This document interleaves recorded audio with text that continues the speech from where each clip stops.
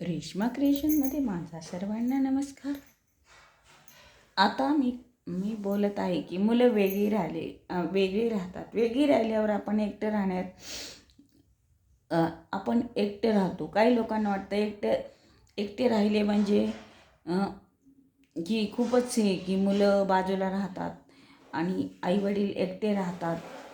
तर मग त्यांना खूप म्हणजे आपली पण इच्छा असते की मुलं आपल्यातच राहावं, पण काही नोकरीनिमित्त ह्याच्यानिमित्त स्वतःची घरं घेतल्याच्या निमित्त ते वेगळे राहतात. आजकाल तर मुलींना नकोच एकत्र आणि त्याच्यामुळे आणि मुलांनाही खर्च नको आहे. तर त्याच्यामुळे आपल्याला किती वाटलं की आपण एकत्र राहावं, पण ते काही मुलं जमवू शकत नाही.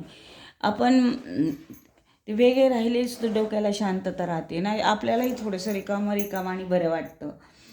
तर काही वेळेस वाटतं आपल्याला सुनेने गरम चहा करून द्यावा किंवा काहीतरी खायला द्यावं गरम, पण तसं काही आपल्याला नशिबात नसतं. आजकालच्या पिढीचं तर नाहीच आहे, आजकालची पिढी तर देणारीच नाही आहे. त्याच्यामुळे आपल्यालाच आपलं करून खायचं. मग एकत्र राहून तरी काय फायदा? त्यांनाच जे खावं वाटेल ते आपल्याला द्यावं लागतं. आई तुमच्या हातचं चांगलं होतं, तुम्ही हे करा. आई आजकालच्या मुली तर अशा आहेत. तर मग वेगळं राहिलं तरी काय फायदा? म्हणजे वेगळं राहिलं तेच बरं आहे की आपण आपलं करून खाऊ शकतो. त्यांच्यात राहिलं तरी पण आपल्यालाच आपलं करून खावं लागतं. त्याचा आपल्याला काहीच फायदा नाही. उलटं ते खर्च टाकतात, त्यांचा खर्चही उचलीत नाही आणि त्यांचे वरून मुलंही सांभाळा. त्याच्यापेक्षा जे होतं आहे ते चांगलं होतं आहे आणि वेगळं राहणं हे योग्य वाटतं आहे. काहींनी बरंच मला कमेंट केल्या त्या की तुम्ही काही पण सांगता, तुम्हाला ते पटत असन, पण न पटूनही पण काय करणार ना. ती आपल्या डोक्याला शांतता होती, नाहीतर खर्च आपल्यालाच पेलवत नाही. ते तर काही खर्च करायला तयार नसतात. प्रत्येक गोष्टीचा खर्च आईवडिलांनीच करावा असं त्यांना वाटतं.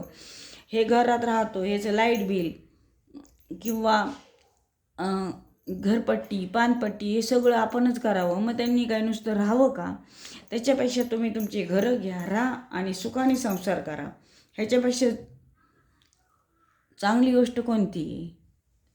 तुम्हाला माझा हा व्हिडिओ आवडल्यास लाईक करा, सबस्क्राईब करा आणि पुढचा व्हिडिओ मी तर टाकणार आहे तो पण पहा.